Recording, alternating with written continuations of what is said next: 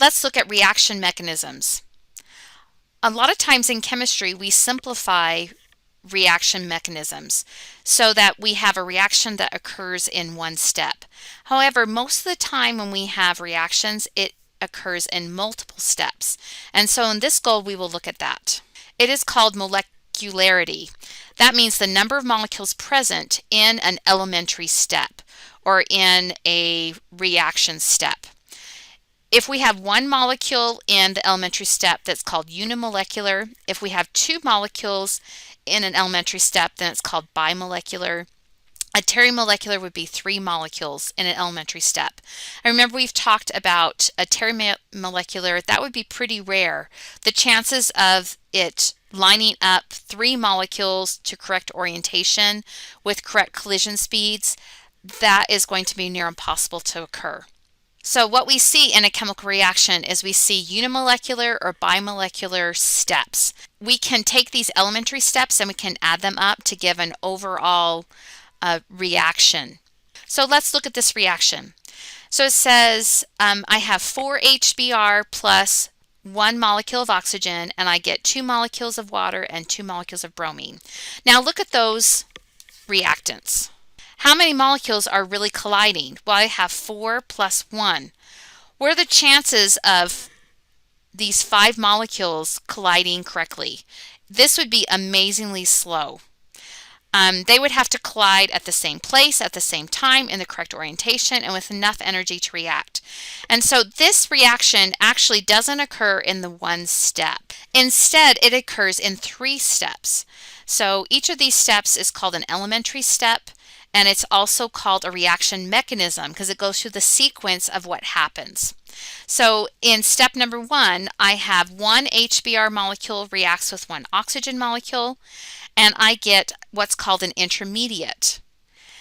This intermediate will go on to step 2 and react with another HBr molecule. So I only have 2 molecules reacting at any one time.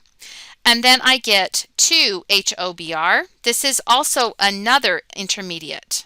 And then those 2 molecules of HBr, they will collide, each of them, with 2 HBrs. So again, we really only have 2 molecules that are colliding.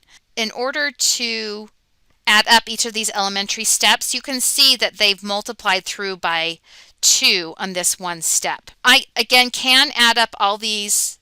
I can't add up these 3 steps to give my overall reaction. So even though it appears that 5 molecules are colliding in the reactants, that is not really what's happening. The reaction mechanism is that this occurs in 3 steps with intermediates, and then when I add the reactions, those intermediates cancel. And let's just go ahead and just quickly add those up. So I'm going to look for intermediates. An intermediate appears on the product side and also the reactant side, and I can cancel them out. So I know that this one can cancel out, and these 2 here can cancel those 2. When I add them up, I do get 4 HBRs,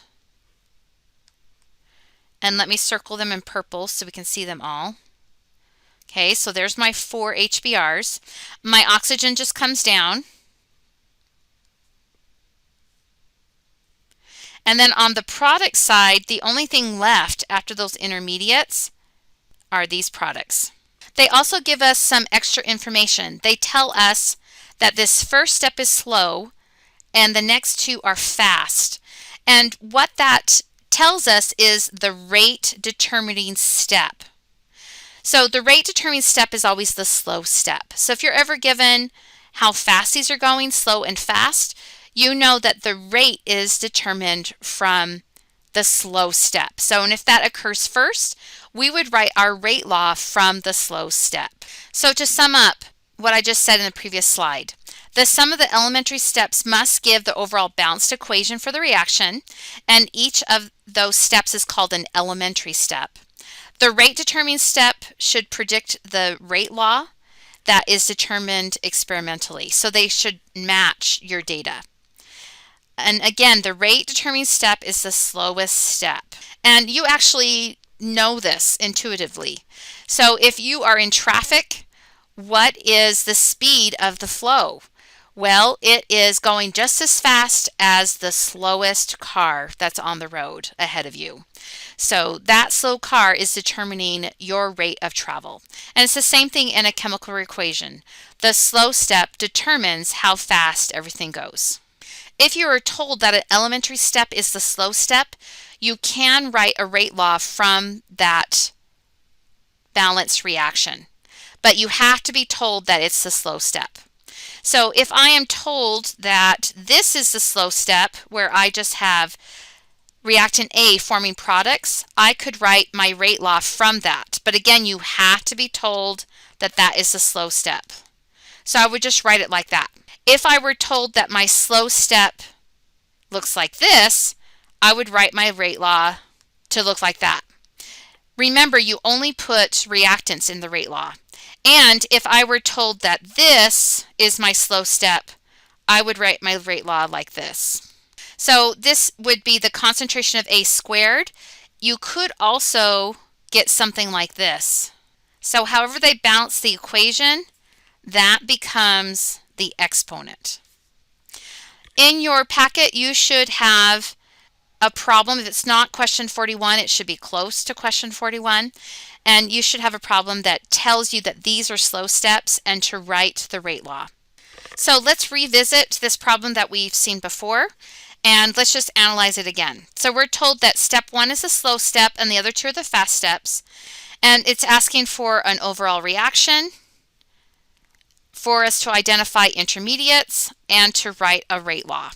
So the overall reaction, I need to cancel anything that I see on a product side and a reactant side. So essentially, I'm canceling my intermediates. So I have the HOOBr, I can see is on the product and the reactant side. And then I have a HOBr, and there's 2 of them. So those are going to cancel. Those are my intermediates. HOOBr and HOBr. Those are my intermediates. So if I cancel those out, then I can add up the reactants and add up the products, and I will have 4 HBr plus an oxygen, and then on this other side I have 2 H2O plus 2 Br2. And again, that's eliminating the intermediates. What is the rate law? So the rate law is going to be looking at the slow step. And so I'm going to have my rate is equal to the HBr times the oxygen.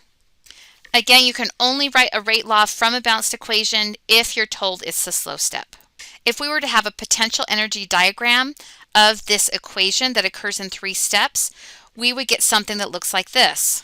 There are 3 peaks, therefore there are 3 steps in the reaction mechanism. I can identify the activation energy.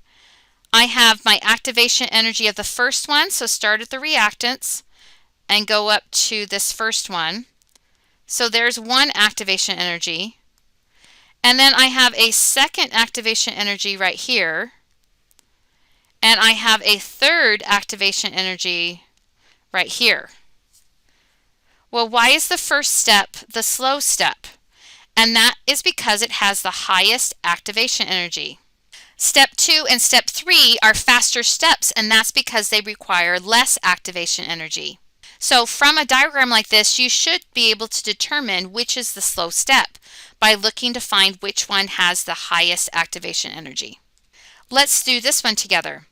How many steps are in this reaction? So I'm going to count how many peaks there are. And I count that there's 3 peaks, so there's 3 steps. Now let's analyze the activation energy.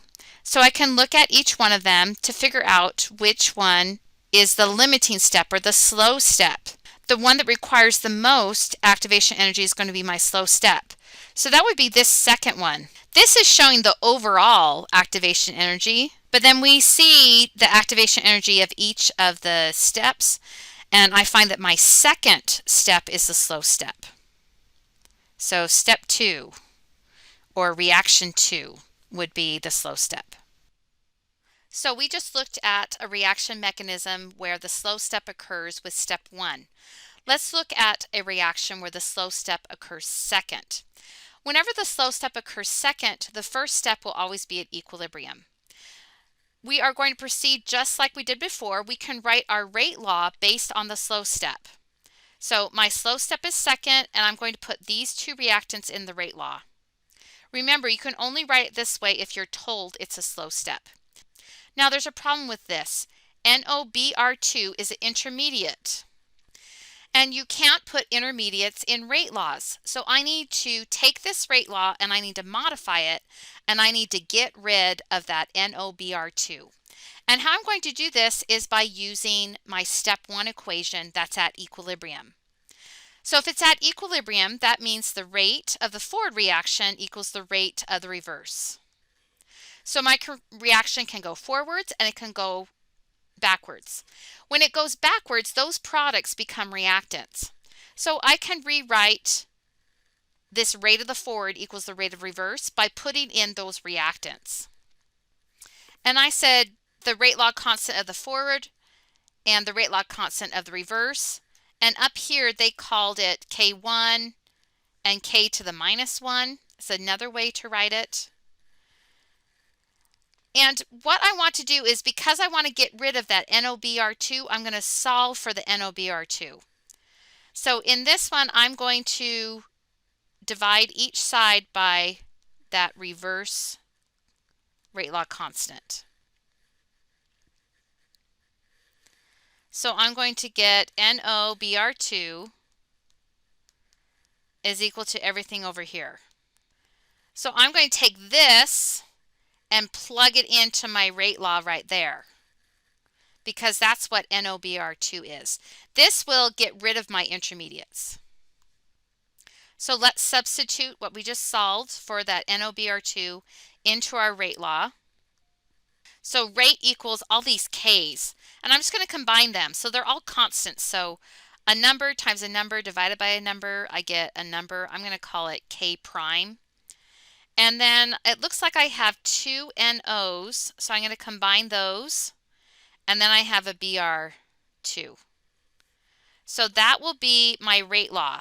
And it does not have any intermediates, so it's a valid rate law. So this is how you do a rate law with a slow step as a second step, and then the first step is at equilibrium.